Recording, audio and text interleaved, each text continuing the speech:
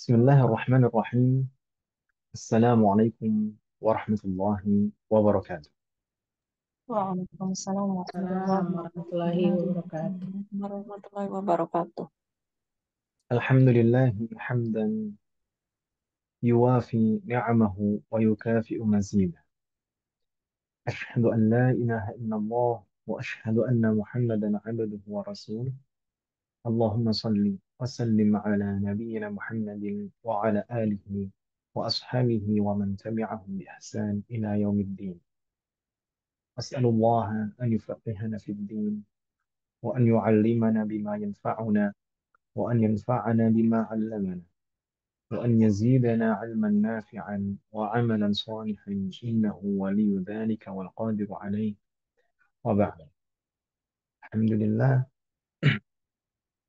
بالتوفيق والعون من الله تعالى في هذه الليلة المباركة نستطيع أن نلتقي مرة أخرى لنستمر درسنا ودراستنا في مجلسنا هذا، مجلس المدارسة، ونحاول أن ندرس في هذا المجلس الأمور الواجبة، الأمور التي يجب تعلمها لكل أو على كل مسلم. نرجو الله أن يسهلنا وأن يباركنا في تعلمنا هذا. الأمهات والأخوات، kita di pertemuan yang lalu telah membahas tentang madhab dan bermadhab, ya kan Ibu Ben? Madhab dan bermadhab. Kemudian yang paling terakhir kita bahas adalah apa hukum bermadhab dan bagaimana seorang awam jika bermadhab. Wafaqanallah jami'an. Malam hari ini kita akan mengusahakan insya Allah jika waktunya cukup, kita akan membahas dua dua pembahasan. Yang satu pembahasan terkait dengan fikih atau lebih tepatnya pengantar ilmu fikih, dan kalau masih ada waktu insya Allah kita bahas eh, terkait dengan masalah akidah, yaitu pembatal keislaman. Kita lanjutkan pembahasan pembatal keislaman yang sebelumnya kita sudah bahas pembatal-pembatal keislaman berupa keyakinan. Dan insya Allah kita lanjutkan bagian kedua dan ketiga, yaitu pembatal keislaman berupa perbuatan dan ucapan. Wafaqanallah jami'an. Baik, kita terlebih dahulu insya Allah akan membahas pengantar ilmu fikih, lanjutan dari pembahasan yang lalu, dan mungkin insya Allah ini adalah pembahasan terakhir dalam pengantar ilmu fikih. Setelah itu nanti kita akan masuk langsung ke dalam pembahasan hukum-hukum fikih dari kitab. Wafaqanallah. Baik, apa yang akan kita bahas pengantar ilmu fikih malam hari ini? Insya Allah kita akan membahas seperti kita sampaikan di grup tadi. Insya Allah kita akan membahas karakter karakteristik dan kecenderungan madhab-madhab fikih atau ma'alim, istilahnya kalau dalam bahasa Arab. Ma'alim al-madhahib al-fiqhiyah atau al-madaris al-fiqhiyah. Karakteristik atau kecenderungan madhab-madhab fikih. Apa yang dimaksud karakteristik di sini atau kecenderungan di sini? Yaitu karakteristik dan kecenderungan dalam mengambil kesimpulan hukum. Dari madhab-madhab yang ada, bahkan semua madhab, bukan hanya 4 madhab yang masyhur dan bertahan sampai sekarang, tapi karakteristik dan kecenderungan semua madhab fikih yang telah ada atau madrasah fikih yang telah ada. Wafaqanallah jami'an. Pemirsa sekalian, sebelumnya kita pernah membahas dan menyebutkan bahwasanya ah, fikih dan madhab fikih, madrasah fikih yang muncul pada masa sahabat itu ada di 3 tempat. yaitu di Makkah, Madinah, dan Kufah. Ya kan Ibu ya? Dan singkatnya biasanya Makkah dan Madinah itu disebut dengan Hijaz. Makkah dan Madinah itu disebut dengan Hijaz. Berarti eh, madrasah fikih yang ada di Makkah dan Madinah itu disebut madrasah Hijaz, madrasah Hijaziyah. Sedangkan yang di Kufah itu madrasah Kufiyah. Baik. Karena beberapa faktor antara madrasah Hijaziyah dan madrasah Kufiyah itu ada perbedaan. Karena beberapa faktor antara madrasah Hijaziyah dan madrasah Kufiyah itu ada perbedaan. Terutama perbedaan dari segi mengambil kesimpulan atau kecenderungan dalam mengambil kesimpulan. Maksudnya bagaimana? Umat sekalian mungkin di antara umat sekalian pernah mendengar istilah ahlul hadis dan ahlul ra'i. Ahlul hadis dan ahlul ra'i. Pernah mendengar ibu sekalian? Pernah sih. Nah, Ustaz. Baik. Kalau yang ibu-ibu paham ya, yang dimaksud ahlul hadis dan ahlul ra'i itu siapa?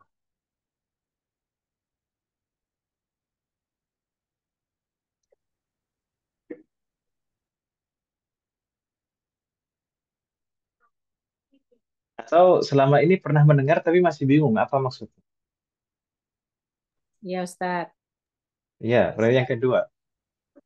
Pernah mendengar tapi masih bingung maksudnya. Baik, wafaqnallah jami'an. Semoga malam hari ini kita bisa memahaminya dengan baik. Baik, para ulama atau madrasah-madrasah yang ada di Hijaz, yaitu madrasah Makkah dan madrasah Madinah, itu biasa disebut dengan ahlul hadis. Sedangkan para ulama yang di Kufah, yang mereka menganut belajar dari madrasah Kufiyah, itu lebih sering disebut dengan ahlul ra'i. Namun, umat sekalian, ahlul ra'i, ra'i itu apa sih Ibu sekalian? Pikiran. Apa sih, Ustaz? Pikiran, sahih. Tayyib. Tapi maksudnya di situ apa? Istilah ahlul hadis dan ahlul ra'i itu apa?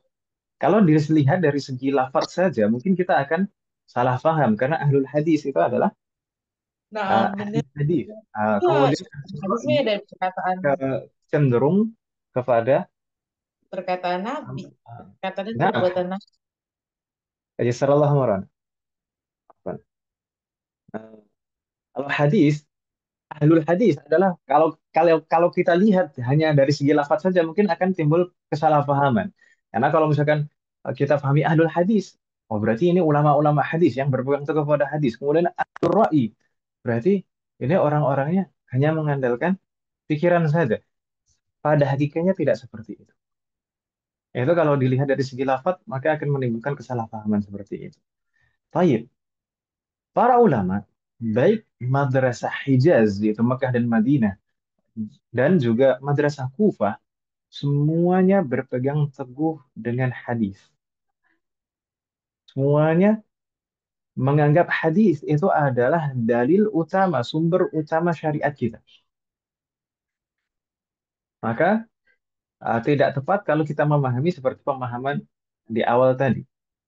Bahwasanya ahlul hadis itu para ulama yang berpegang teguh dengan hadis, kemudian ahlul ra'i ini yang mengandalkan pikirannya. Tidak seperti itu. Semuanya berpegang teguh kepada hadis. Semuanya menganggap hadis itu sebagai sumber utama di dalam syariat Islam. Namun kenapa kok disebut yang satu disebut ahlul hadis dan yang satu disebut ahlul ra'i? Ini karena sebab kita tahu madrasah Hijaziyah, Makkah dan Madinah itu adalah tempat yang merupakan sumber wahyu. Wahyu di sana diturunkan dan di sana tersebar. Mulai dari sanalah tersebar wahyu. Ya kan Ibu ya? Iya, Ustaz. Halo? Naam. Makanya tidak heran para ulama di Makkah dan Madinah, di Hijaz, itu sangat mudah sekali mendapati hadis. Riwayat hadis itu mutawafirah. Riwayat itu sangat mudah sekali untuk didapatkan. Untuk misalkan kalau ada permasalahan terjadi, maka untuk mencari sumber hadis itu sangat mudah sekali. Namun berbeda halnya dengan para ulama di Kufah. Karena para ulama di Kufah itu jauh dari sumber wahyu. Tempatnya jauh. Ahlan wa sahlan. Sallallahu alaihi wasallam. Baik, karena Kufah itu tempatnya jauh dari sumber hadis yaitu Makkah dan Madinah, maka ketika ada permasalahan-permasalahan, biasanya biasanya sulit untuk mendapatkan sumber hadis. Kalaupun ada hadis, bisa jadi datang hadis kepada orang-orang ulama di Kufah. Hadisnya yang membawakan adalah seorang perawi yang lemah, misalkan karena hafalannya banyak salah-salah, atau karena memang dia dikenal sebagai pendusta seperti itu. Akhirnya apa? Hadisnya sampai kepada ulama Kufah, tapi hadisnya lemah, tidak bisa dijadikan dalil seperti itu. Lalu akhirnya apa yang dilakukan oleh para ulama Kufah? Akhirnya kembali ke qiyas. Akhirnya kembali ke qiyas. Jadi mengkiaskan permasalahan dengan permasalahan yang lain. Dan biasanya qiyas ini juga didasari dengan ayat-ayat yang kuat, yang mana Al-Quran itu dalil yang lebih kuat. Jadi qiyas itu ada permasalahan utama yang ada dalilnya yang jelas, baik dari Al-Quran maupun hadis. Kemudian di sana ada masalah kedua yang belum diketahui dalilnya secara pasti, tapi ada kemiripan antara masalah kedua ini dan masalah pertama. Maka masalah kedua ini dikiaskan kepada masalah pertama. Seperti itu. Ah, itulah mengapa para ulama Kufah sering disebut sebagai ahlur ra'i. Gitu ya, Bapak ya. Sedangkan ulama Hijaz, Mekah dan Madinah itu lebih sering disebut dengan ahlul hadis. Bukan berarti ahlur ra'i itu menolak hadis, tidak, tapi kecenderungannya. Karena kondisi seperti itu, karena kondisi seperti itu yang kita sebutkan tadi, maka ulama Kufah itu lebih banyak menggunakan qiyas. Jadi porsi menggunakan qiyas itu lebih banyak daripada ulama Hijaz. Meskipun demikian, ulama Hijaz itu apakah tidak menggunakan qiyas? Nah, ulama Hijaz juga menggunakan qiyas. Begitu ya, Bu ya? Sama-sama sama-sama berpegang teguh dengan hadis dan sama-sama menggunakan qiyas, hanya saja porsinya berbeda. Wadih Muhammad? Bingung tidak Mas sekalian? Ya, Apa yang Ustaz. saya sampaikan? Tidak, Om ya? Nah, hal itu terjadi, terus terjadi, bahkan di sana sampai sering terjadi gesekan antara ulama Hijaz dan ulama Kufah. Jadi sering terjadi munadharat. Apa istilah munadharat? Eh, jadi diskusi ilmiah. Misalnya munadharat itu seperti diskusi ilmiah yang disaksikan orang banyak. Kalau bahasanya orang sekarang tuh debat gitu ya, debat terbuka gitu. Bukan debat pilpres atau pilgub. Tapi debat terbuka seperti itu antara ulama Hijaz dan ulama Kufah. Dahulu sering terjadi seperti itu karena perbedaan pendapat mereka. Misalkan ulama Hijaz mendengar pendapatnya ulama Kufah. Loh, kok pendapatnya seperti ini? Ini menyelesaikan hadis. Nah, ulama Hijaz mendapatkan hadis dengan eh, riwayat yang jelas dan menerima riwayat itu. Ini riwayatnya sahih. Tapi hadis tersebut sampai di para ulama Kufah ternyata hadisnya jadi dhaif karena yang menyampaikan perawi yang dhaif seperti itu. Nah, masalahnya seperti itu karena eh, tidak sampainya dalil atau sampai dalil tapi dalam kondisi lemah. Wafaqanallahu jami'an. Dan juga para ulama Kufah itu di antara cirinya adalah tidak menerima hadis ahad dalam permasalahan yang sangat umum terjadi. Semua orang tahu, banyak orang tahu. Tapi kalau hadisnya adalah hadis ahad, maka tidak diterima oleh ulama Kufah. Hadis ahad itu bagaimana? Hadis ahad itu hadis yang pada jalur riwayatnya itu ada yang tidak sampai derajat mutawatir. Misalkan hanya ada satu orang kan, dalam satu tabaqah, dalam satu tingkatan rawi, itu misalkan di kalangan tabi'in atau di kalangan tabi'ut tabi'in, itu hanya satu rawi saja yang meriwayatkan. Itu kalau misalkan pada permasalahan yang umumul balwa, permasalahan yang umum yang eh, difahami oleh orang banyak, dialami oleh orang banyak, maka mencurigakan kalau hadisnya adalah hadis ahad. Menurut menurut ulama Kufah seperti itu. Maka kalau hadis ahad dalam permasalahan umumul balwa, para ulama Kufah itu kembali ke qiyas. Dan qiyas ini permasalahan utamanya biasanya didasari ayat Al-Quran yang mana itu lebih kuat. Maka eh, biasanya kecenderungannya seperti itu. Itu terjadi pergesekan antara ulama Hijaz dan ulama Kufah atau ahlul hadis dan ahlul ra'yi.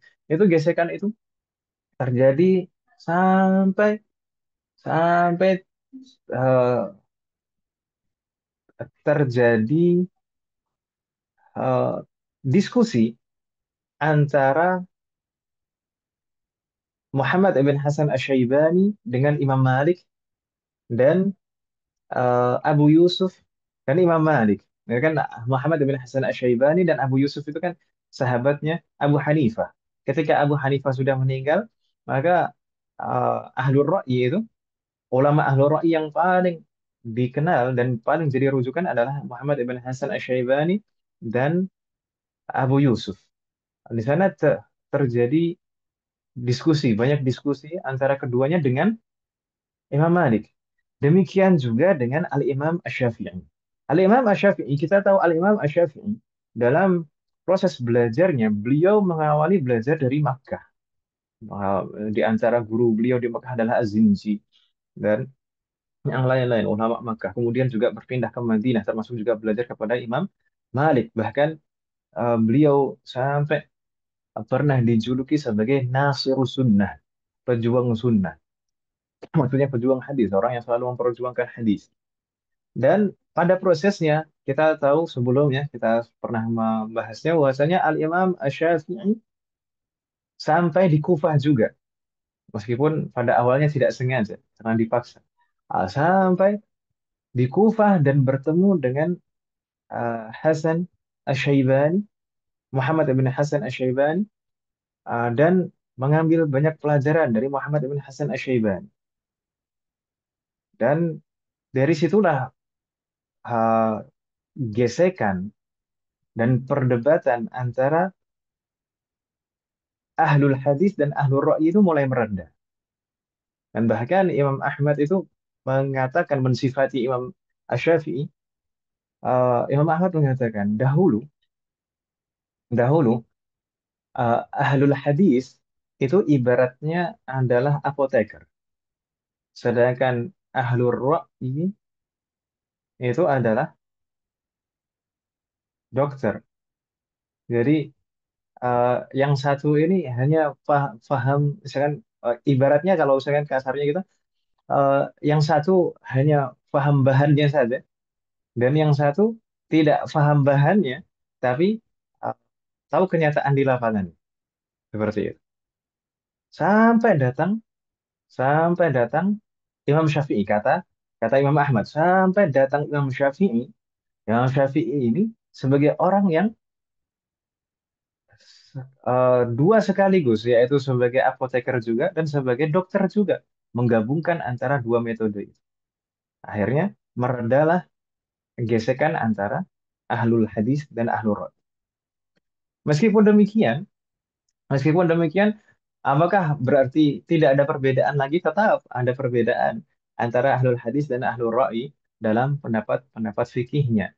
Dan bahkan kalau misalkan kita perhatikan pendapat-pendapat di dalam mazhab Syafi'i itu paling banyak berbeda dengan pendapat di dalam mazhab Hanafi. Jadi yang paling sering berbeda itu antara Syafi'i dan Hanafi. Kalau misalkan antara mazhab Syafi'i dan mazhab Hambali itu tidak terlalu banyak perbedaan. Yang selalu banyak perbedaan. Bahkan dalam masalah usul fikih pun juga terkadang ada sedikit perbedaan. Wafaqanallahu jami'an. Baik, kita lihat karakter-karakter antara ahlul hadis dan ahlul ra'yi di sini. Ahlul hadis, seperti kita sebutkan tadi, wafaqanallahu jami'an. Jadi ahlul hadis di antara karakteristiknya adalah quwwatul inayah bil hadis wal asar wa ta'ti al inayah bil qiyas fi darajah atsaniyah. Jadi ahlul hadis yaitu madrasah Hijaz tadi, Makkah dan Madinah, yaitu kecenderungan terhadap hadis itu sangat kuat sekali, yaitu hadis dan asar. Asar di sini maksudnya adalah perkataan para sahabat. Jadi kecenderungannya sangat kuat sekali untuk merujuk kepada hadis dan asar. Sedangkan qiyas, naam mereka tetap merujuk kepada qiyas, tapi qiyas itu setelah hadis dan asar. Kalau betul-betul tidak ada, baru ke qiyas. Gitu ya, Bu ya. Wafaqanallah jami'an. Kemudian karakteristik yang kedua adalah taqdimul hadis alal qiyas. Sawa'un kana al hadis ahadan am mustafidan. Maksudnya mutawatiran. Wa sawa'un kana al mas'alah atau sawa'un kanat al mas'alah mimma ta'ammu bihi al balwa am la. Ini karakteristik yang kedua. Yaitu selalu mendahulukan hadis daripada qiyas. Selalu demikian. Baik hadis ini hadis ahad maupun hadis mutawatir. Baik hadis yang perawinya dalam satu jalurnya itu hanya ada satu perawi saja atau hadis ini hadis mutawatir yang di setiap tabaqahnya, di setiap jenjang perawinya itu perawinya banyak sekali mutawatir. Itu sama, perlakuannya sama baik hadis ahad maupun hadis mutawatir. Selama hadis itu sahih, maka hadis itu didahulukan daripada qiyas. Dan baik dalam permasalahan yang umumul balwa, yaitu yang umum betul-betul yang diketahui oleh orang banyak dan dialami oleh orang banyak maupun perkara-perkara yang uh, bukan umumul balwa. Gitu ya, Bu ya. Ini karakteristik ahlul hadis. Berarti ahlul hadis itu sebenarnya madhab yang menganut ahlul hadis itu madhab apa saja di antara empat madhab itu sekalian, kira-kira? Ya, madrasah Hijaz, madrasah Hijaz. Berarti madhab Imam Malik dan Imam Asy-Syafi'i dan Imam Ahmad. Madhab Maliki, madhab Syafi'i dan madhab Hanbali ini madrasahnya adalah madrasah Ahlul Hadis. Begitu Ibu ya? Wadah Mahad? Bisa. Jayyid. Sedangkan Ahlul Ra'i ini adalah madrasahnya madhab Hanafi. Ahlul Ra'i ini adalah madrasahnya madhab Hanafi di Kufah. Lalu bagaimana karakteristik Ahlul Ra'i, madrasahnya Ahlul Ra'i ini? Al-inayah bil hadis aqallu min ahlil hadis. Wal inayatu bil qiyas qawiyah. Ini karakteristik yang pertama. Jadi kecenderungan terhadap hadis itu lebih sedikit, lebih lemah kalau dibanding dengan ahlul hadis. Karena ahlul hadis itu betul-betul mendahulukan hadis dalam semua permasalahan.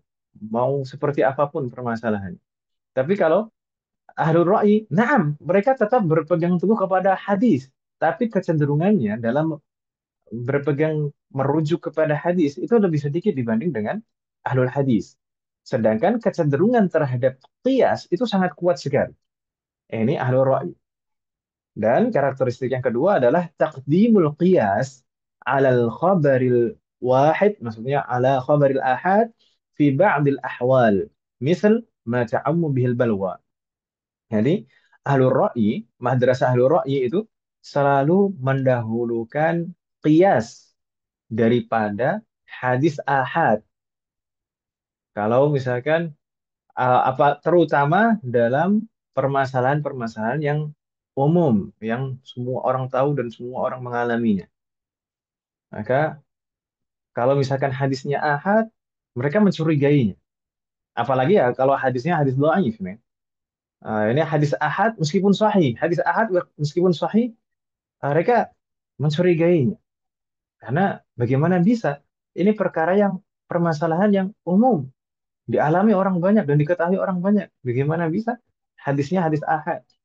Maka dalam permasalahan seperti itu, mereka lebih mendahulukan qiyas.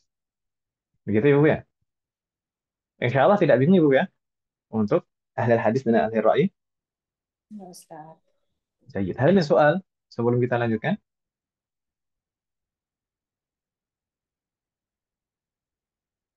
Untuk kedudukan, Ya, Ustaz.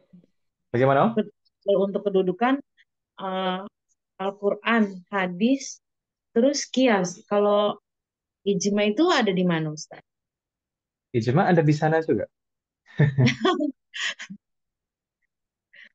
Kenapa langsung ke kias ya, Ustaz? Eh, Kecenderungan ahlul hadis dan ahlul ra'yi ini perbedaannya dalam masalah qiyas. Kalau dalam masalah ijma semuanya sepakat. Namanya ijma itu semuanya sepakat. Semuanya semua pendapat sama. Ada. Kalau kalau misalkan kalau kedudukan ijma, Ustaz lebih kuat mana? Ijma apa kias? ijma itu lebih kuat dari semuanya. Hmm. Ijma itu lebih kuat dari semuanya. Bahkan kalau misalkan tidak ada nas, tidak ada teks di dalam Al-Quran maupun hadis, tapi ada ijma, maka ijma itu harus didahulukan. Karena ijma itu tidak betul-betul tidak bisa ditafsirkan dengan bermacam-macam tafsiran. Kalau ada ayat mungkin bisa dipahami dengan sudut pandang yang berbeda, ya atau ya. Tapi kalau ijma sudah satu kata semuanya sama, itu nggak bisa diganggu gugat kalau ijma. Makanya Nah, ketika kita membahas akidah kemarin, seseorang yang menyelisih ijma maka bisa terjatuh dalam kekufuran. Ya kan Ibu ya? nah, Ustaz. Kalau mau aja. Ya, Ustaz. Cuci muka. Ada suara yang masuk namanya. Baik. Ya, sallallahu alaihi. Ada pertanyaan lagi mas sekalian? Jadi kalau Akan misalkan saya kita, izin bertanya, Ustaz. tafadhol, tafadhol. Apakah jadi antara ahlul hadis dan ahlul ra'yi itu apakah ada perbedaan kategori dalam penderajatan hadis, Ustaz? Atau memang sama-sama dari ahlul hadis hadis ahad misalnya ahlul ra'yi hadis ahad, ahad juga tapi beda dalam penerapannya gitu dalam pendalilannya gitu, Ustaz. Jadi rujukannya mohon maaf, Ustaz. Jazakumullah khairan. Wafaqanallahu jami'an. Terkait dengan derajat hadis, sebenarnya hadis ahad ini bukan termasuk derajat hadis. Kekuatan hadis ini kuat atau lemah itu bukan uh, mutawatir atau ahad. Nah, memang mutawatir itu lebih lebih bisa kita percaya dan pegang. Jadi mutawatir itu apa sih pengertian mutawatir? Hadis mutawatir adalah jika suatu hadis itu diriwayatkan oleh perawi yang sangat banyak sekali dan mustahil bagi perawi-perawi ini untuk bersepakat untuk berdusta gitu. Mustahil.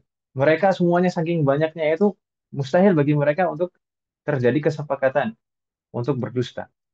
Tapi kalau hadis ahad itu biasanya di dalam beberapa tingkatan perawinya, beberapa masa perawinya di situ ada yang hanya sedikit perawinya, bahkan hanya satu perawi misalkan. Itu hadis ahad. Tapi itu bukan berarti hadis ahad itu pasti dhaif, tidak. Itu ya. Tapi kalau terkait dengan derajat hadis, maksudnya derajat hadis, kekuatan hadis, apakah hadis ini sahih, apakah hadis ini dhaif, eh, atau hasan, atau hasan li nafsi, hasan li ghairihi, maka kembali lagi pernah kita sampaikan bahwasanya penentuan kekuatan hadis itu adalah masalah ijtihadiyah. Maka bahkan para ulama sendiri pun kadang juga berbeda-beda antara misalkan hadis yang sama, ada yang mengatakan, oh ini hadis sahih, ada juga yang mengatakan hadis ini dhaif. Maka itu juga bisa menjadi sebab perbedaan pendapat antara ahlul hadis dan ahlul ra'yi. Tapi itu tidak hanya perbedaan, kalau misalkan masalah kekuatan hadis itu bukan hanya menyebabkan perbedaan antara ahlul hadis dan ahlul ra'yi, bahkan sama sesama ahlul hadis antara mazhab Maliki, mazhab Syafi'i dan mazhab Hambali sekalipun bisa berbeda kalau dalam masalah kekuatan hadis itu. Tapi kalau dalam masalah ahad, hadis ahad ini utama. Hadis ahad, semua ahlul hadis, baik mazhab Maliki, mazhab Syafi'i, dan mazhab Hambali, semuanya sepakat. Hadis ahad itu merupakan hujjah, merupakan dalil yang harus diutamakan daripada qiyas. Tapi kalau ahlul ra'i, hadis ahad itu dikeduakan. Kalau dalam masalah, tidak selalu sebenarnya, terutama dalam masalah-masalah yang umumul balwa, masalah-masalah yang umum terjadi dan di alam. Itu ya. Bingung tidak maksud saya? Yang Ustaz, Ustaz berarti Ana, lebih Ana lupa berdasarkan hadis ahad riwayatnya itu Ustaz ya. apa ya Ustaz? Ya lupa saya. Pelan-pelan, pelan-pelan. Tadi Bu, gantian dulu. Bu Siti tadi sudah selesai belum? Bagaimana? Berarti antara ahad dan mutawatir itu dari sisi perawinya gitu ya, Ustaz, Nah, periwayatan hadis jumlah perawi. Kalau ahad dan perawi. mutawatir itu dari segi jumlah perawi. Dari tidak tidak pasti, tidak pasti itu ahad itu selalu dhaif, tidak. Gitu. Astagfirullah aja. Ustaz, apakah mungkin Nah, misalnya ketika di ahlul hadis itu bisa diriwayatkan oleh banyak perawi, tapi kan kalau di Kufah kan karena tempatnya jauh hanya satu orang perawi, jadi sehingga jadi hadis ahad itu apakah itu juga mungkin, Ustaz?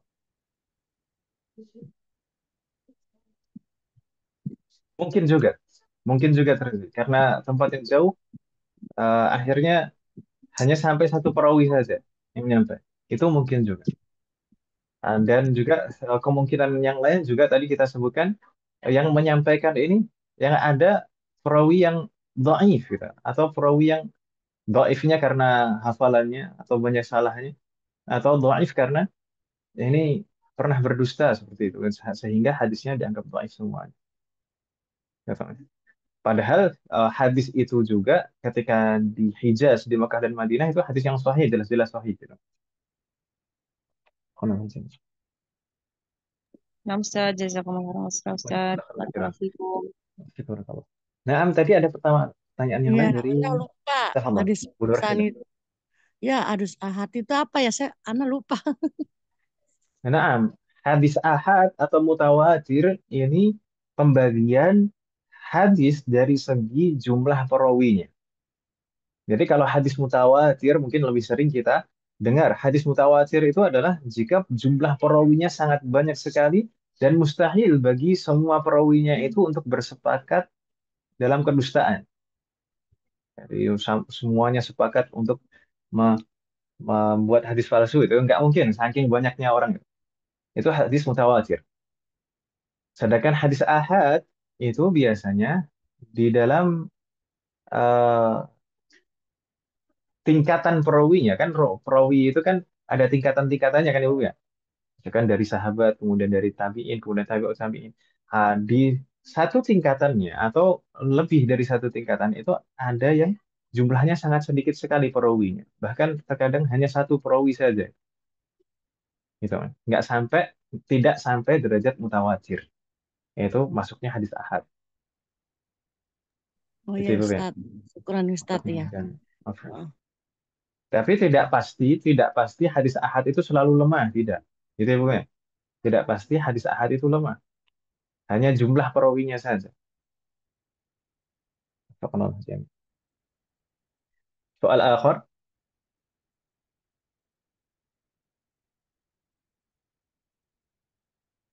la yujad, faqnallah jami'an. Karena la yujad nastamir. Allah sekalian, fatahallah alaina abwaabal ilmi wal amal. Selain dari dua madrasah fikih yang ada ini, yang kita sebutkan barusan, yaitu ahlul hadis dan ahlul ra'i, ternyata setelah masa tabi'ut tabi'in, itu muncul madrasah yang lain.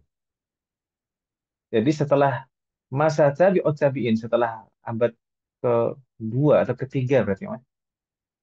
Setelah masa imam empat madhab, imam empat madhab itu kan tabi'ut tabi'in. Setelah masa imam empat madhab itu muncul madrasah fikih yang lain, yaitu madrasah Zahiriyah. Baik. Namun kita juga mungkin perlu memahami umat sekalian.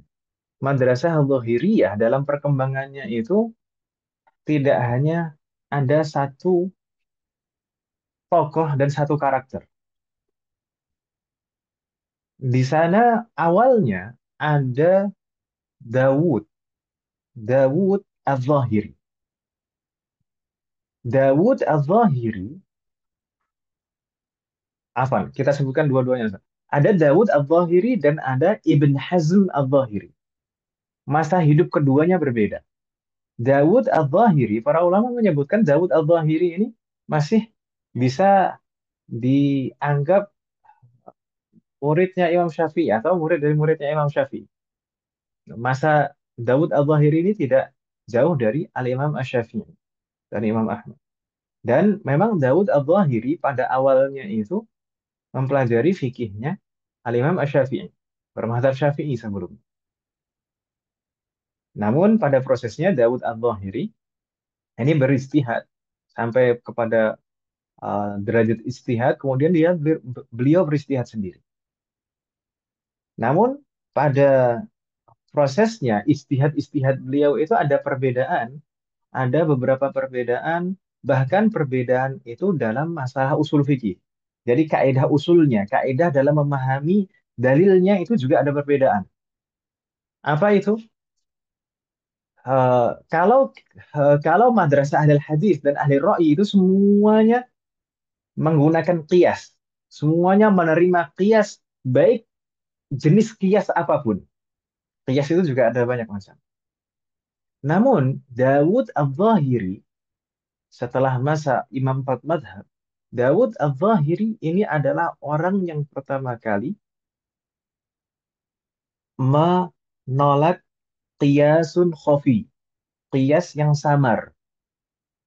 Beliau hanya menerima qiyasun jali, qiyas yang nyata, qiyas yang memang betul-betul nampak nyata, seperti di dalam firman Allah Ta'ala, wala taqul lahuma uff.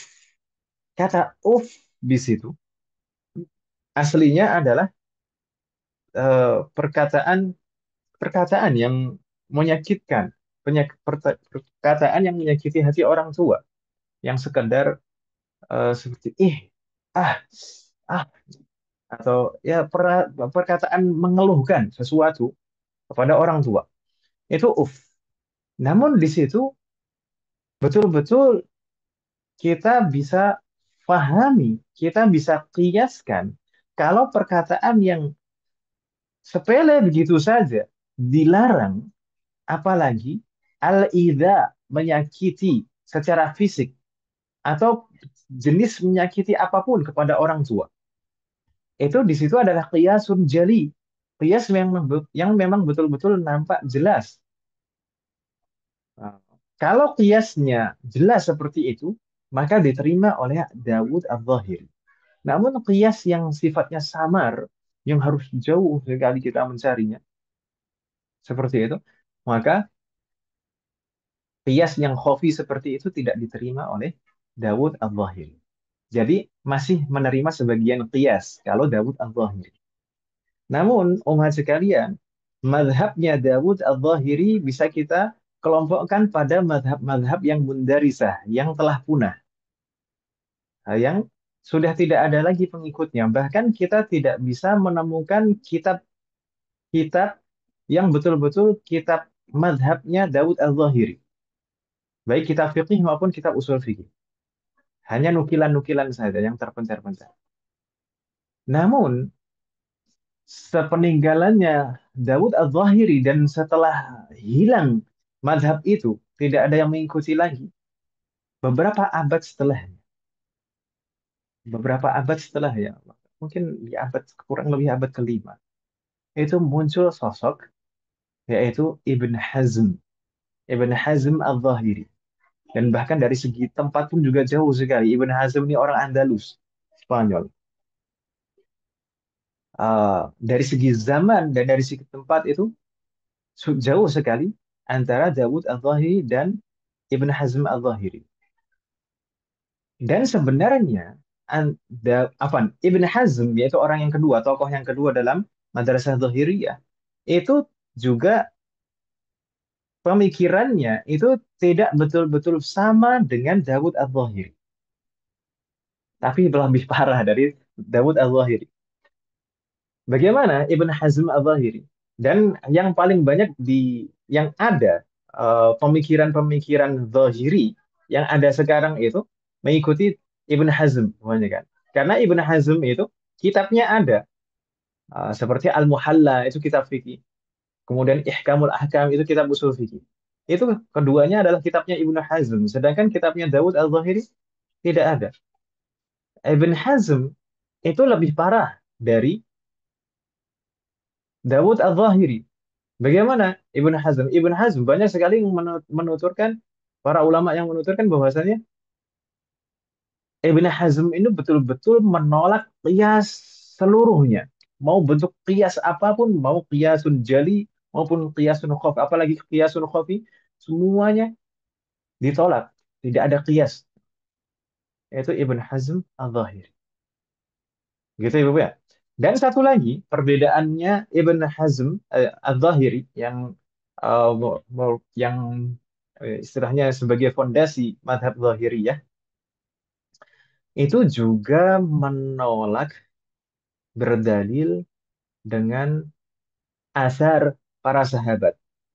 Nah, asar para sahabat, asar pendapat-pendapat yang dinukil dari para sahabat, keterangan-keterangan yang dinukil dari para sahabat biasa disebut dengan asar. Dan ulama empat madhab, baik ahlul hadis maupun ahli ra'yi, banyak sekali yang menjelaskan bahwasanya empat madhab itu juga mengambil faedah dan kesimpulan dari asar para sahabat, keterangan-keterangan para sahabat. Namun ahlul zahir, terutama dimotori oleh Ibn Hazm al-Zahiri, sama sekali tidak berdalil dengan asar para sahabat. Gitu ya Bu ya. Semoga Allah memberikan taufik kepada kita semuanya. Makanya tidak heran kalau misalkan kemarin kita sempat menukilkan pendapat Zahiri adalah memegang mushaf itu tidak harus dengan berwudu, tidak harus suci dari hadas. Nah, karena ya memang Ibn Hazm dan Zahiriyah, madrasah Zahiriyah itu tidak mengambil kesimpulan dalil dari keterangan-keterangan para sahabat.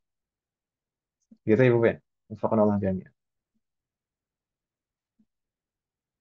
Kita baca ulang sekalian karakteristik Ahlul Zahir. Wafaqqanallahu jami'an. Qasrul inayah, ini karakter yang pertama, qasrul inayah bi zahirin nas wa rafdul ihtijaj bil qiyas wa athari sahabah. Jadi dalam menyimpulkan hukum suatu permasalahan, mereka hanya fokus pada zahir nas, hanya fokus pada tekstual dalil saja. Secara tekstual, secara zahir, lafadznya seperti apa. Warafdul ihtijat bil qiyas, dan menolak untuk berdalil dengan qiyas wa athari sahabah, dan athar para sahabat. Ini karakter yang pertama, yang sangat berbeda dengan, oh ya, berarti di sini Mas sekalian mungkin saya belum menyebutkan tadi. Fokus hanya pada tekstual atau zahir dalil. Naam, karena ahlu zahir itu juga tidak berdalil dengan mafhum. Sedangkan ahlul hadis dan ahlul ra'yi, ulama empat madhab, itu mengambil kesimpulan dari mafhum, yaitu mafhum mukhalafah. Misalkan eh, al gimana? Mafhum mukhalafah. Idza balagha al-ma'u qullatayn lam yahmil al-khabath. Jika air itu jumlahnya banyak sampai 2 qullah, maka tidak terpengaruh dengan najis kalau bersentuhan dengan najis selama tidak berubah sifatnya. Uh, Mafhum mukhalafahnya, kalau kita pahami kebalikannya, mafhum mukhalafahnya, maka kalau air sedikit berarti kalau bersentuhan dengan najis, maka jadi najis, terpengaruh dengan najis. Itu mafhum mukhalafah. Ahlul zahir tidak mengambil kesimpulan dari mafhum mukhalafah, hanya fokus pada tekstual hadisnya saja. Zahir, zahir dalilnya saja. Begitu Ibu ya, lafadznya saja. Insya Allah tidak bingung Ibu ya. Cuma eh, karakteristik yang kedua, yaitu al-intiqal ilal istishab fima la nassa fihi. Kalau misalkan tidak ada, mereka tidak menggunakan mafhum mukhalafah dan tidak menggunakan qiyas dan tidak menggunakan keterangan-keterangan dari para sahabat. Lalu kalau tidak menemukan dalil bagaimana? Tidak menemukan dalil dari Al-Quran dan hadis secara zahir, secara lafadznya. Maka bagaimana? Maka mereka langsung berpindah mengembalikan permasalahan itu kepada al-istishab. Al-istishab itu mengembalikan kepada hukum asal. Karena hukum asal suatu permasalahan adalah boleh. Al-aslu fil asya al-ibahah. Itu istishab. Hukum asal semua permasalahan adalah boleh. Akhirnya boleh. Kita baca ketika tidak ditemukan dalil dalam suatu permasalahan maka langsung berdalil dengan istishab. Istishab itu hukum asal. Itu hukum asal segala sesuatu boleh. Seperti itu. Fakat Allah jami'an. Gitu Ibu ya. Ini adalah karakteristik ahlul zahir. Hanya fokus pada zahir, lafadznya saja, tidak mengambil qiyas dan tidak mengambil keterangan dari para sahabat. Dan mungkin mungkin di awal-awal kita belajar dulu, mungkin kita merasakan karakter seperti ini, ahlul zahir seperti ini. Oh, kita semuanya kita harus memaksakan semua permasalahan harus ada tekstual dari Al-Quran maupun hadis. Dan kita tidak mau memahami mafhum mukhalafah dan kita tidak menggunakan qiyas. Apalagi keterangan-keterangan dari sahabat. Mungkin kita pernah merasakan karakter seperti itu. Maka ini sebenarnya adalah karakteristik madrasah al-Zahir. Begitu ya, Bu ya? Semoga Allah memberikan taufik kepada kita semua. Hal min soal, Wahad? Ada pertanyaan? Dan kita pernah menyampaikan kepada Wahad sekalian bahwasanya ahlu zahir itu eh, para ulama mewanti-wanti. Para ulama mewanti-wanti bahwasanya eh, jangan mempelajari jangan mempelajari ini maksudnya jangan mengikuti pendapat ahlu zahir. Jadi eh, khilaf atau perbedaan pendapatnya ahlu zahir itu Hmm. tidak dianggap karena metodenya itu sangat jauh sekali. Metodenya itu sangat jauh sekali dengan para salaf, dengan ahlul hadis dan ahlul ra'y. Gitu ya, Bu ya. Faqarallahu Tapi jami'an. mereka tetap ahlu sunnah ya, Ustadz. Naam, tetap dianggap sebagai Masih ahlu ahlu sunnah sunnah. wal jamaah mereka karena perbedaan ini adalah perbedaan dalam masalah fikih, Ibu sekalian. Hmm. Meskipun para ulama ada yang mengatakan pendapatnya ahlul zahir ini bid'ah, tapi yang di sini adalah bid'ah dalam masalah fikih, bukan bid'ah dalam masalah akidah. Kalau dalam masalah akidah, nah mereka masih ahlus sunnah, gitu. Hmm. Hmm. Hmm. Hmm. Ya, Ustadz. Tapi pendapat fikihnya dengan diikuti, gitu. Karena terlalu jauh dari kaidah-kaidah para salaf.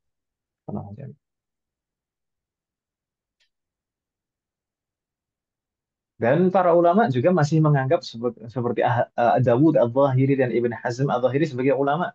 Meskipun dalam metodenya itu ada yang tidak tepat. Jadi Zaman masih sekarang masih ada menganggap. juga ya, Ustadz, berarti ya, Zaman pemikirannya ahlu sekarang, zahir. zaman sekarang kalau misalkan kalau yang ditanya adalah menisbatkan diri kepada ahlul zahir, maka tidak ada yang mau mengaku. Karena pasti Hmm. ya malu gitu ya. Kalau yang menisbatkan diri kepada empat madhab itu masih ada. Yang betul-betul mengaku secara terang-terangan dan saya menisbatkan diri kepada misalkan Hambali atau Syafi'i atau Maliki atau Hanafi seperti itu.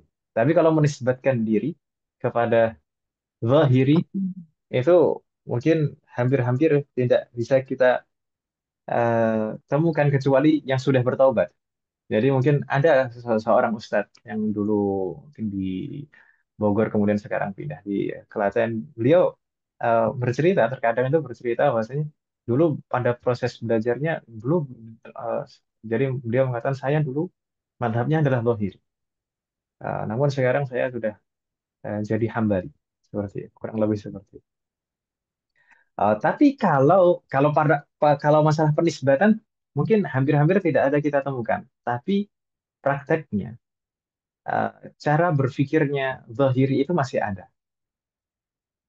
Prakteknya, cara berpikirnya ahlul zahir itu masih ada. Gitu ya, Bu ya. Semoga Allah memberikan taufik kepada kita. واضح يا أمهات؟ هل من سؤال أو سؤال آخر؟ Ada lagi pertanyaan mas sekalian? لا يوجد؟ لا يوجد. طيب إن كان لا Afwan, يوجد Ustaz, نستمر. izin نعم bertanya. تفضل. Terus untuk apa ahlu zahiri ini bagaimana mereka dalam menafsirkan dalil Al-Quran dan As-Sunnah nih Ustaz? Kalau nggak memakai misalnya apa pendapat sahabat gitu Ustaz? Apakah pakai pendapat ulama ahlu zahiri sendiri atau gimana Ustaz? Jadi begini, kalau misalkan dalam masalah masalah contoh saja dalam masalah mashul mushaf tadi, memegang mushaf, apakah harus suci dari hadis atau tidak? Maka seperti kita sebutkan di sana hanya menukil dari satu tafsir saja, tidak tidak mengambil keterangan-keterangan dari sahabat-sahabat yang lain dalam masalah itu. Jadi kalau dalam masalah tafsir, Naam masih mengambil riwayat tafsir. Tapi terkadang keterangan-keterangan sahabat itu bukan berupa tafsir, tapi berupa praktek dan amalan para sahabat itu seperti apa. Jadi qaulus sahabi, perkataan sahabat itu sebenarnya ada pembagiannya juga. Jadi perkataan sahabat yang misalkan di sana perkataan sahabat yang semuanya sepakat sama, wah berarti itu ijma. Dan itu jelas tidak boleh diselisihi. Kemudian ada qaulus sahabi yang mana di sana diketahui bahwasanya itu adalah khilaf. Jadi seorang sahabat mempunyai pendapat pribadi, kemudian ada sahabat yang lain juga mempunyai pendapat yang lain. Itu qaulus sahabi juga, tapi diketahui di sana ada khilaf, ada perbedaan di antara para sahabat. Tapi juga ada qaul sahabi yang ketiga, yaitu qaul sahabi, pendapat sahabat, perkataan sahabat yang tidak diketahui apakah ada khilaf atau tidak. Maka biasanya yang jadi permasalahan adalah yang ketiga itu. Apakah ini ada perbedaan pendapat atau tidak? Tapi ahlu zahir tidak mengambil baik yang kedua maupun yang ketiga biasanya. Itu Ibu ya. Kalau yang pertama semuanya berpegang pada ijma. Wafaqanallah jami'an. Jadi perkataan sahabat, maksud saya perkataan sahabat, asar sahabat ini bukan hanya dalam masalah tafsir, tapi juga dalam masalah keterangan-keterangan hukum permasalahan. Gitu. Om. Kalau dalam masalah menafsirkan masih mengambil tafsir-tafsir, riwayat-riwayat tafsir. Ustaz, saya mau nanya, kan Nah, biasanya ada perkataan kayak Ali bin Thalib berkata begini, nasihat itu disebut sebagai apa ya Ustaz ya? Kalau ya misalnya nasihat menurut saja. Yang kita maksud qaulus sahabi di sini dalam konteks keterangan hukum. Jadi yang perkataan sahabat yang menjelaskan hukum, permasalahan. Jadi yang bisa menunjukkan hukum dan bisa dijadikan dalil. Nah, itu yang saya maksud qaulus sahabi, perkataan sahabat di sini. Nah, kalau misalkan nasihat-nasihat ya nasihat uh, seperti itu. Subhanallah, saya. Afwan, Ustaz. Jadi walaupun dia ahlu zahir itu menentukan berdasarkan dohir tekstual, tapi mereka masih mengacu pada tafsir ulama dan jadi dari ijma sahabi ya Ustaz. Nah, kalau ijma semuanya sepakat. Kalau seandainya ahlul zahir tidak menggunakan ijma sudah dikeluarkan dari Islam. Oh, Karena setiap yang menyelisih ijma itu sudah terjerumus dalam kekafiran kan gitu. iya.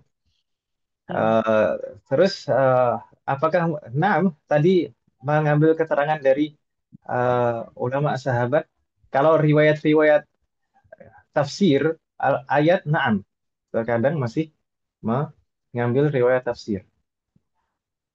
Riwayat Tapi tafsir. tidak mengikuti Tapi ijtihadnya dari ulama ahlul dzahir tersebut atau boleh ahlul dzahir itu boleh ijtihad masing-masing orang gitu atau gimana Ustaz? bagaimana? Tetap mengikuti ijtihad ulama ahlul dzahirnya atau masing-masing eh, Siapa yang penganut mengikuti? ahlul dzahir itu boleh Oh apa gitu. dengan pendapat Sebelumnya sendiri gitu? di pembahasan yang lalu, di pekan yang lalu kita sempat menyebutkan perbedaan pendapat dalam masalah melazimi madhab namanya. Di sana kita sebutkan pendapat yang ketiga adalah pendapatnya Ahlul Zahir. Pendapatnya Ahlul Zahir kecenderungannya dan banyak yang memahami bahwasanya Ahlul Zahir itu me- menolak bermadhab. Jadi agak boleh mengikuti gitu. Seakan-akan Ahlul Zahir itu menuntut kita semuanya jadi mujtahid. Nah, itu banyak yang memahaminya seperti itu. Namun kalau di pekan yang lalu kita sebutkan bahwasanya sebenarnya ada dalam perkataannya Ibn Hazm di sana juga ada isyarat bahwasanya yang tidak boleh mengikuti yang lain, mengikuti ulama yang lain. Misalkan di sana kan perkataannya Ibn Hazm mengatakan siapapun yang mengikuti eh, Imam Abu Hanifah dan Imam Malik, Imam Syafi'i, Imam Ahmad, maka telah menyelisihi ijma kan seperti itu kan. Tapi di sana ada kata, siapapun yang mengikuti mereka. Sedangkan yang mengikuti ini sebenarnya sudah mampu untuk beristihad, maka telah menyelisihi ijma. Nah, kalau itu iya. Tapi banyak yang memahami bahwasanya Ibn Hazm ini eh, apa namanya me- menolak taklid. Jadi orang itu nggak boleh taklid. Bahkan memang di dalam kitab Ihkamul Ahkamnya beliau, bahkan beliau memberi judul satu pembahasan itu eh, ya menolak taklid, ya seperti itu judulnya. Gitu. Makanya Nah, kecenderungannya orang zaman sekarang, kalau cara berpikirnya adalah cara berpikirnya zahiri, pasti memaksakan untuk beristihad dan menyarankan untuk dia sendiri maupun orang lain untuk tidak taklid, meskipun pada hakikatnya juga tetap taklid juga, meskipun tidak mengaku. Gitu. nah, Ustaz. Kalau hasil. Kalau ada misalnya seseorang apa mengungkapkan pendapatnya berdasarkan tekstual hadis, apakah dia termasuk penganut mazhab dohiri atau enggak Ustaz? Jadi begini, Wafakallahu jami'an. Tadi pertanyaannya, jika seseorang Kita seorang eh, apa berdalil mana misalnya gini Ustaz, kan yang itu tentang ayat hijab misalnya jilbab itu kan eh, itu tuh hanya bukan perintah tapi hanya sebagai himbauan saja gitu kan selalu ini menyuruhkan nggak paham hijab ke usul fikih berarti. badannya. Nah itu hanya Pertama, dadanya saja berarti. Nah dia kan hanya per- dari pikiran sendiri ya Ustaz berdasarkan teks ayatnya itu tidak secara global dan penafsiran gitu. Itu gimana Ustaz? Apakah dia termasuk penganut mazhab dohiri Ustaz? pertama, mas sekalian, mengambil kesimpulan hukum dari dalil itu hanya boleh dilakukan oleh mujtahid. Bukan ya, bukan? Kalau bukan mujtahid, kemudian mengambil kesimpulan dari dalil, maka itu sudah merupakan kesalahan dan berdosa. Meskipun secara kebetulan benar sekalipun kebetulan betul, maka tetap berdosa. Karena dia telah zalim. Zalim menempatkan sesuatu tidak pada tempatnya. Muqallid ya muqallid. Orang awam ya mengikuti tugasnya, bukan beristihad. Afakallahu jami'an. Dan pasti biasanya kalau bukan mujtahid, kemudian memaksakan diri untuk beristihad, kemungkinan salahnya pasti lebih besar daripada kemungkinan benarnya, kemungkinan kebetulan benarnya. Kan itu juga. Afakallahu jami'an. Ya, Ustaz. Dan berikutnya, memahami dalil dan mengambil kesimpulan dari dalil itu harus dengan kaidah bagaimana para salaf memahami dalil. Kaidah para salaf itu seperti apa? Dan kita sebutkan sebelumnya, kaidah-kaidah para salaf dalam memahami dan menyimpulkan kesimpulan dari dalil itu terangkum dalam ilmu usulul fiqh, terangkum dalam ilmu usulul fiqh. Maka misalkan kalau perintah, perintah itu apakah perintah itu harus selalu dengan fi'il amr? Maka tidak. Di dalam usul fikih, perintah yang menunjukkan kewajiban itu tidak hanya selalu dengan kata perintah. Gitu ya, Bu ya? Wafaqanallah jami'an. Nah, misalkan puasa saja, puasa saja. Kutiba alaikumusiyam. Mana kata perintahnya? Tidak ada kata perintah di situ. Tapi di dalam kaidah usul fikih, kutiba itu menunjukkan kewajiban, perintah dan kewajiban. Wafaqanallah jami'an. Kutiba ala. Kemudian eh, yang berikutnya yang ketiga adalah eh, seseorang yang pemikir ada kecenderungan dalam cara berpikirnya terhadap suatu eh, kelompok atau suatu madrasah misalkan, maka tidak bisa kita hukumi secara keseluruhan bahwasanya dia itu seperti itu.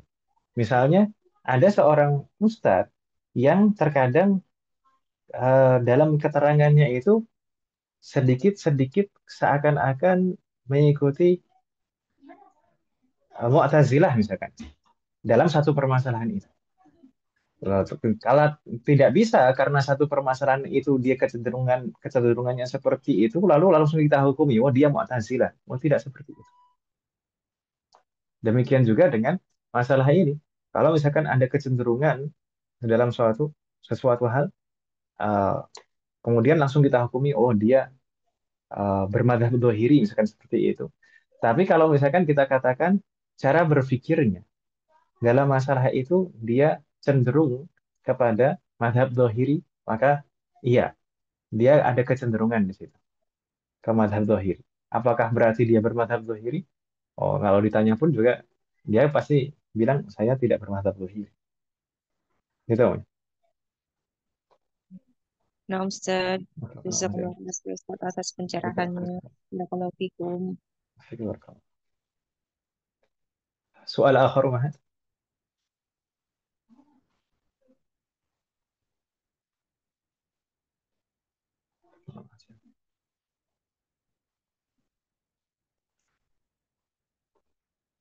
Dan juga mengambil kesimpulan seperti itu kan, ya memang selain secara tekstual tadi juga tidak mengambil keterangan-keterangan dari para sahabat dan tabi'in dan bahkan para ulama yang menjelaskan tentang permasalahan itu kalau misalkan jilbab itu hanya maksudnya seperti apa.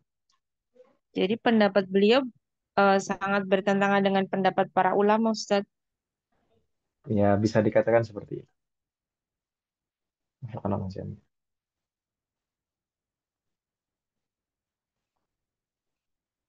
Afan, Ustaz, Anda belum paham tentang istihbab tadi, Ustaz. Maksudnya mau apa? Mengembalikan kepada hukum asal itu gimana, Ustaz? istishab tulisannya Istihbab. Is. istishab pakai hamzah wasal sin ta sod ha panjang dan ba istishab. Baik, istishab Is. eh, kalau kita mempelajari usul fikih mahasiswa kalian, maka biasanya di awal-awal pembahasan usul fikih itu akan membahas tentang dalil, apa saja yang bisa dijadikan dalil. Dan di sana ada dalil yang muttafaq alaih, yaitu dalil yang disepakati bahwasanya ini bisa dijadikan dalil. Seperti Al-Quran, hadis, kemudian ijma, dan qiyas. Itu muttafaq, semuanya bersepakat, kecuali zahiri, tadi, qiyas. Ya, semuanya bersepakat bahwasanya empat itu merupakan dalil. Tapi di sana ada al-adillah al-mukhtalaf fiha, dalil-dalil yang para ulama itu berbeda pendapat. Apakah itu bisa dijadikan dalil atau tidak? Seperti misalkan kok apa namanya? Qaul ahli Madinah, pendapatnya penduduk Madinah pada masa itu. Kemudian ada istihsan, ada juga istishab ini. Istishab itu apa? Istishab itu adalah mengembalikan hukum kepada asalnya. Hukum asal suatu perkara itu apa? Jadi di sana ada kaidah ibu sekalian.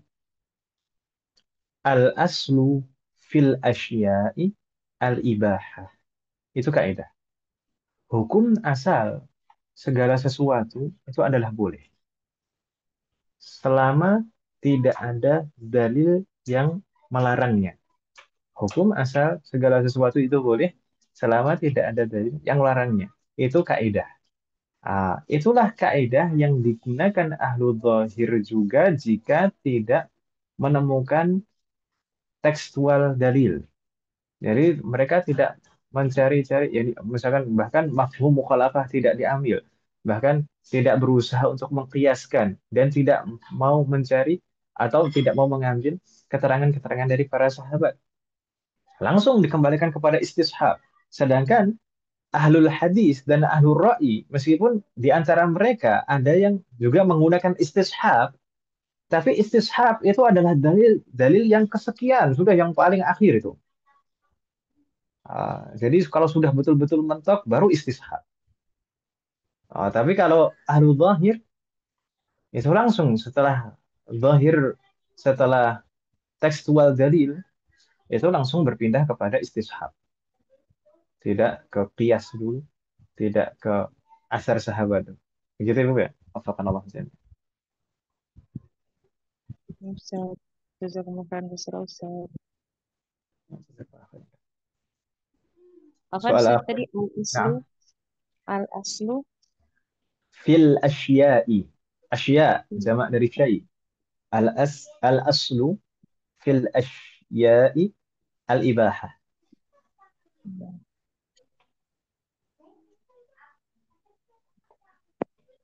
Terus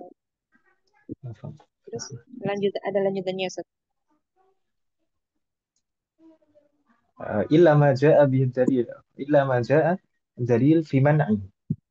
Itu keterangan tambahan. Tapi kalau kaidahnya saja berhenti di situ, sampai di situ. Al aslu fil asya' al ibahah. Berikutnya itu keterangan. Illa ma ja'a bihi dalil fi man'i. Iman. Kurang Ustaz. Apa?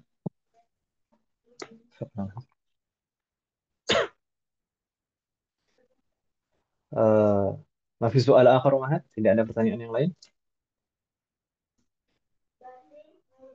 Baik, in kana laisa ladaikunna soal, fanastamir. Kita lanjutkan Umat sekalian. Umat sekalian, ternyata selain tiga madrasah ini, madrasah ahlul hadis di Hijaz dan ahlul ra'i di Kufah, itu di masa tabi'ut tabi'in sampai Imam empat madhab. Kemudian muncul setelah masa Imam empat madhab itu madrasahnya ahlul zahir. Ternyata di sana juga ada madrasah yang keempat yang karakteristiknya sangat berbeda dari tiga sebelumnya.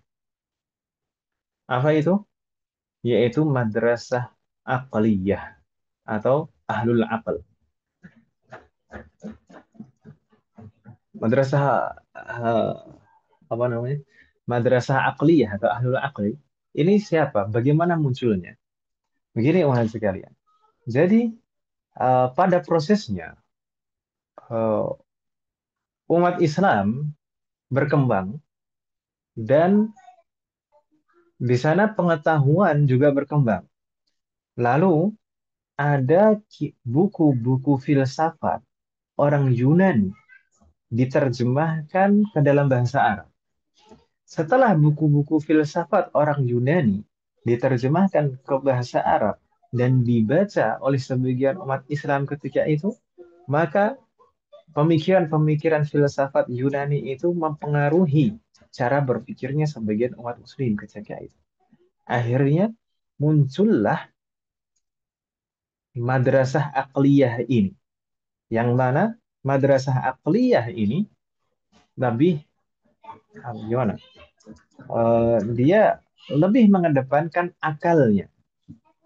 Lebih mengedepankan akalnya daripada mengedepankan dalil. Jadi mengedepankan akal di sini bukan mengedepankan qiyas. Jadi qiyas itu kan ra'i atau mafhum. Jadi di sana ada uh, zahir, lafaz, kemudian ada mafhum lafaz, dan ada akal. Jadi kan Ibu ya. Jadi madrasah akliyah ini betul-betul mengandalkan akal mereka, mengedepankan akal mereka, dan bahkan jika mereka ber, se, se- eh, jika mereka mendapati berdasarkan pemahaman mereka, pendeknya akal mereka, mereka mengira bahwasanya suatu dalil ini tidak sesuai dengan akal mereka, maka yang diutamakan adalah akal mereka dan dalil itu dikeduakan. Mungkin, nah kalau kalau dulu disebutnya adalah Mu'tazilah. Kalau dulu adalah Mu'tazilah disebut. Meskipun Mu'tazilah ini tidak ada kitab fikih khusus Mu'tazilah tidak ada. Tapi pemikiran-pemikiran Mu'tazilah di dalam fikih dan di dalam usul fikih itu ada dan dinukilkan. Makanya kalau misalkan di dalam usul fikih itu biasanya sering terjadi perdebatan antara uh, ahlul ra'yi dan ahlul hadis dan Mu'tazilah. Mu'tazilah biasanya paling nyeleneh sendiri biasanya pendapatnya di dalam usul fikih dan di dalam fikih juga ada beberapa pendapat yang dinukilkan di sana. Tapi tidak ada kitab tersendiri kitabnya Mu'tazilah, fikih Mu'tazilah tidak ada. Itu Mu'tazilah, sebutan Mu'tazilah ini di masa dahulu. Sebutan Mu'tazilah ini di masa dahulu. Kalau sekarang tidak ada orang yang ngaku Mu'tazilah, pasti malu. Karena semuanya sudah sepakat Mu'tazilah itu sesat. Tapi pemikiran-pemikiran itu masih ada. Karakter-karakter seperti itu masih ada dan banyak kita temukan di orang-orang liberal. Orang-orang liberal, bahkan liberal sekalipun juga orang sekarang pun juga kalau dikatakan liberal itu juga nggak sedikit yang mau ngaku liberal gitu. Tapi pemikiran-pemikiran karakter-karakter berpikir seperti itu masih ada. Nah, kalau mana karakter madrasah akliyah yang pertama adalah ihmalu ahaditsil ahad wa taqlil min makanatiha wa thubutiha. Mereka betul-betul menyepelekan dan meninggalkan hadis ahad dan meragukan keabsahannya. Ini berbeda dengan ahlul ra'yi tadi Ibu sekalian. Ahlul ra'yi itu masih mengambil hadis ahad terkadang terkecuali dalam masalah umumul balwa. Masih menggunakan hadis ahad. Kalau dalam masalah umumul balwa baru ditinggalkan. Tapi madrasah akliyah, Mu'tazilah atau orang sekarang orang-orang liberal itu betul-betul sudah tidak diambil. Hadis ahad itu sama sekali tidak ada yang digunakan. Dan bahkan meragukan keabsahannya. Bisa-bisanya hadis itu adalah hadis ahad. Wafaqanallah jami'an. Mereka mengatakan seperti itu. Thumma al-inayah bin nazar al-maslahi wa taqdim al-aqli wal maslahah ala nas. Jadi mereka lebih cara berpikirnya itu lebih mengutamakan kemaslahatan berdasarkan akal mereka. Mereka lebih mengutamakan kemaslahatan daripada mengambil hukum dari dalil dan mengutamakan akal mereka. Kalau misalkan bertentangan akal dan dalil, maka diutamakan akal mereka. Padahal tidak pernah berketentangan antara akal dan dalil. Tapi berdasarkan pendeknya akal mereka, mereka mengira dalil itu bertentangan dengan akal mereka. Wa taqdim al-maslahah 'ala nas dan selalu mengedepankan kemaslahatan dari dalil, baik Al-Qur'an maupun hadis. Jadi mereka mereka di antara cara berpikir mereka itu mereka mengatakan misalkan dalil-dalil dan dalil-dalil baik dari Al-Qur'an maupun hadis ini dulu diperuntukkan untuk para sahabat dan orang-orang di masanya. Namun kalau diterapkan di masa sekarang, maka hal ini sudah tidak cocok lagi. Orang sekarang sudah berbeda dengan orang zaman dahulu. Hal ini di antara cara berpikirnya madrasah aqliyah. Atau misalkan, oh ini hukum hukum ini mungkin sudah tidak cocok lagi kalau diterapkan di negara kita atau di masa kita. Misalkan berjilbab. Oh, berjilbab, ya ini, kalau saya kan jilbab itu adalah apa kebiasaan orang-orang Arab dalam seperti itu. Sedangkan kalau di zaman kita sekarang sudah nggak cocok lagi. Ini cara-cara berpikir seperti ini adalah cara-cara berpikirnya madrasah akliyah. Dan tentu madrasah akliyah ini jauh sekali dari syariat. Bahkan ini pemikiran yang berbahaya yang harus dijauhi. Dan semoga Allah menjauhkan kita dan anak keturunan kita dari pemikiran-pemikiran madrasah akliyah. Ini jelas sesat. Ya, jelas sesatnya, ibu sekalian. Jadi tidak hanya masalah khilaf di sini, tapi ini betul-betul sesat kalau madrasah akliyah. Begitu ibu ya. Wafaqqanallah jami'an.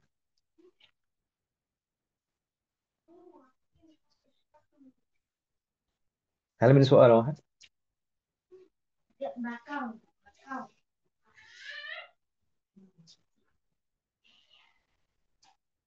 Ada pertanyaan ibu sekalian? Astagfirullah.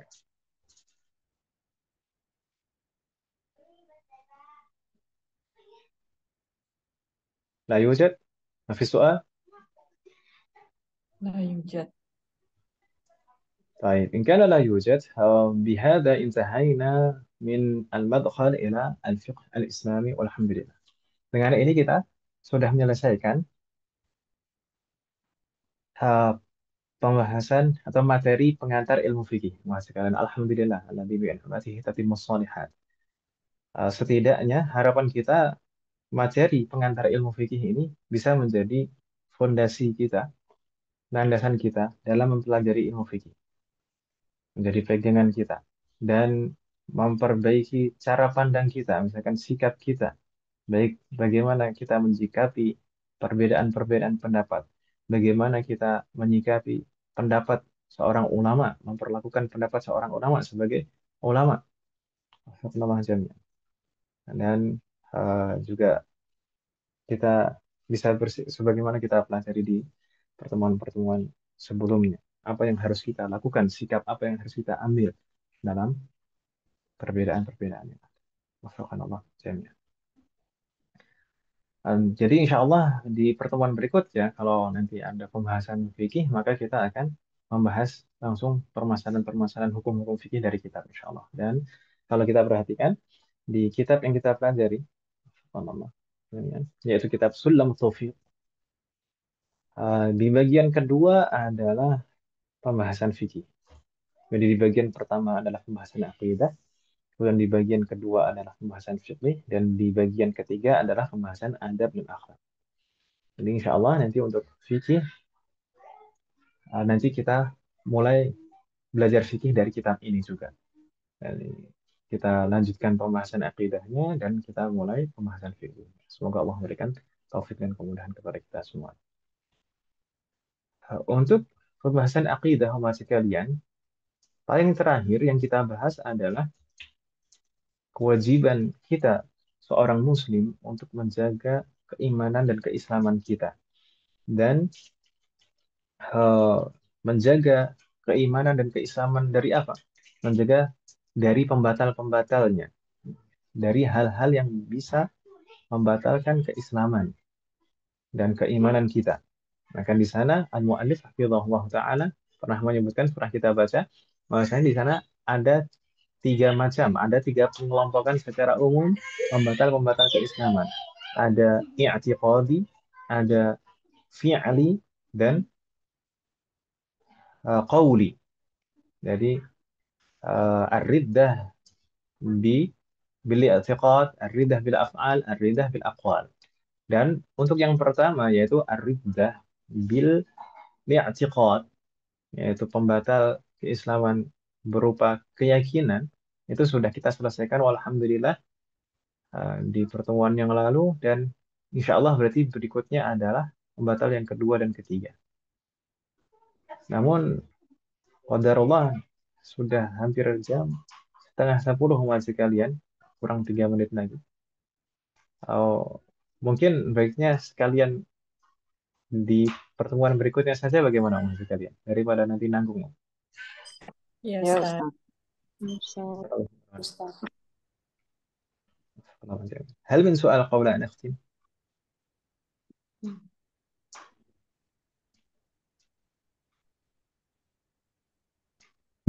Ada Ustaz. لا يوجد. إن كان لا يوجد فنكتفي بهذا القدر. Kalau tidak ada pertanyaan sekalian maka kita cukupkan sampai di sini. Narjullaha an yanfa'ana wa an yubarikana fima ta'alamna. Narjullaha an yataqabbal minna a'malana wa an yaghfir lana dzunubana wa an yuwaffiqana fi jami' a'malina. Semoga apa yang kita bahas dan pelajari hari ini bermanfaat dan barokah. Semoga Allah selalu memberikan taufik kepada kita semuanya agar kita bisa mengamalkan setiap ilmu yang kita pelajari. Semoga Allah selalu memberikan kemudahan, keberkahan, kesabaran, keistiqomahan, serta keikhlasan dalam proses belajar kita. Semoga Allah selalu memberikan taufik dan hidayah kepada kita semuanya, demikian juga pada orang-orang kita sayang. Semoga Allah selalu melindungi kita semuanya dan juga orang-orang yang kita sayangi dimanapun berada. Jika di antara kita ada yang sakit atau kerabat kita atau keluarga kita ada yang sakit, semoga segera diberi kesembuhan oleh Allah Subhanahu wa Ta'ala. Semoga Allah menjadikan kita semuanya termasuk hamba-Nya yang saleh dan salihah dan bertakwa kepadanya. Semoga Allah menjadikan keluarga kita dan anak turunan kita termasuk hamba-Nya yang saleh dan salihah, dan semoga terlahir dari mereka generasi ulama. Semoga Allah mengumpulkan kita bersama dengan keluarga kita dan anak turunan kita di surga Firdaus kelak.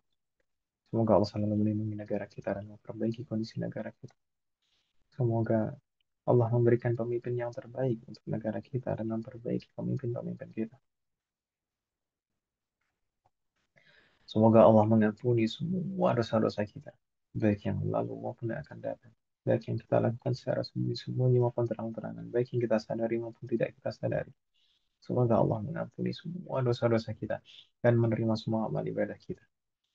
Semoga Allah mengampuni semua dosa orang tua kita dan guru-guru kita dan menerima semua amal ibadah mereka. Semoga Allah selalu memberikan keberkahan dalam setiap urusan kita, termasuk dalam ilmu, waktu, usia, dan keluarga kita. Semoga Allah selalu memberikan taufik kepada kita semuanya agar kita bisa senantiasa ridha, bersabar, dan bersyukur atas semua ketetapan dan ketentuan Allah Subhanahu wa Ta'ala. Semoga Allah memberikan kepada kita semuanya husnul khatimah. Allahumma ansur إخواننا المسلمين المستضعفين والمجاهدين في فلسطين. اللهم انصر إخواننا المسلمين المستضعفين والمجاهدين في غزة. اللهم انصر إخواننا المسلمين المستضعفين والمجاهدين في رفح. اللهم انصرهم وأيدهم وقوهم واجمع كلمتهم وواحد صفوفهم. اللهم انصر مجاهديهم وتقبل شهداءهم وارحم موتاهم واشف جريحهم وأطعم جياعهم واسق عطاشهم وارحم أراملهم ويتاماهم. اللهم كن معهم ولا تكن عليهم. اللهم كن معهم ولا تكن عليهم. اللهم كن معهم ولا تكن عليهم. اللهم كن لهم عونا ونصيرا يا رب العالمين. اللهم دمر ومزق وهدم وشتت اليهود الصهيونيين الغاصبين ومن نصرهم ومن عاونهم يا قوي يا متين. وصلى الله على نبينا محمد وعلى آله وصحبه أجمعين. سبحانك اللهم وبحمدك أشهد أن لا إله إلا أنت أستغفرك وأتوب إليك. والسلام عليكم ورحمة الله وبركاته. Waalaikumsalam warahmatullahi wabarakatuh. Jazakumullah khair. Waalaikumsalam warahmatullahi wabarakatuh.